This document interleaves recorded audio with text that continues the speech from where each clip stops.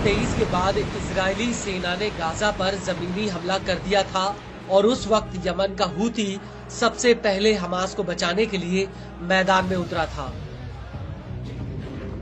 Houthi लगातार Israel के ऊपर लाल सागर से लेकर तेल अवीव तक हमला कर रहा है, जिससे इजरायली सेना का ध्यान गाजा से भटक जाए।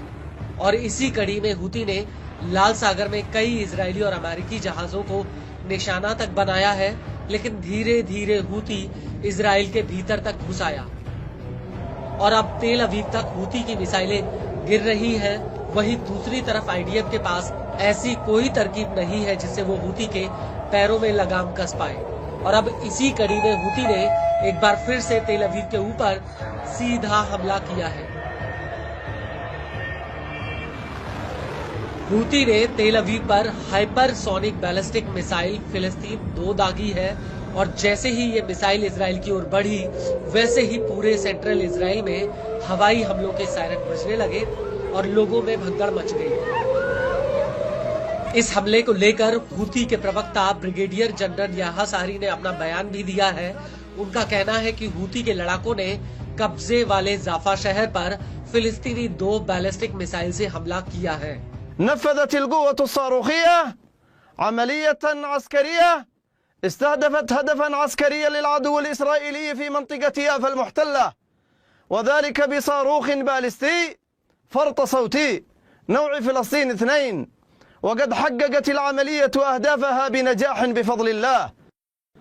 إن القوات المسلحة اليمنية مستمرة في مواصلة تنفيذ عملياتها العسكرية وضرب كافة الأهداف التابعة للعدو الإسرائيلي في الأراضي المحتلة، وإن هذه العمليات لن تتوقف إلا بوقف العدوان على غزة ورفع الحصار عنها.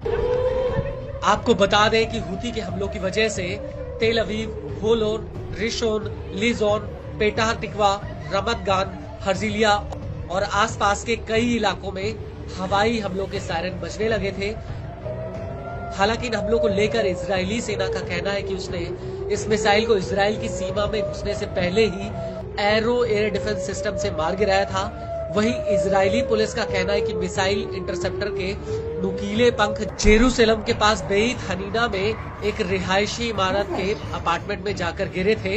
इसको लेकर टाइम्स ऑफ इजराइल का कहना है कि सायरन की आवाज सुनकर कुछ लोग बम शेल्टर में भाग रहे थे, तभी मिसाइल के शार्पनेल गिरने से 5 लोग घायल हो गए। लेकिन बड़ी बात यह है कि जब मिसाइल हमलों के सायरन बज रहे थे तो उसी वक्त पीएम नेतन्याहू तेल अवीव डिस्ट्रिक्ट कोर्ट में गवाही देने के लिए पहुंचे थे। हालांकि कोर्ट की ये पूरी सुनवाई एक अंडरग्राउंड कचहरी में चल रही थी। वहीं दूसरी तरफ इजरायली मीडिया का ये भी कहना है कि इस हमले की वजह से बेन गुरेन एयरपोर्ट पर संचालन कुछ समय के लिए रद्द तक करना पड़ा है।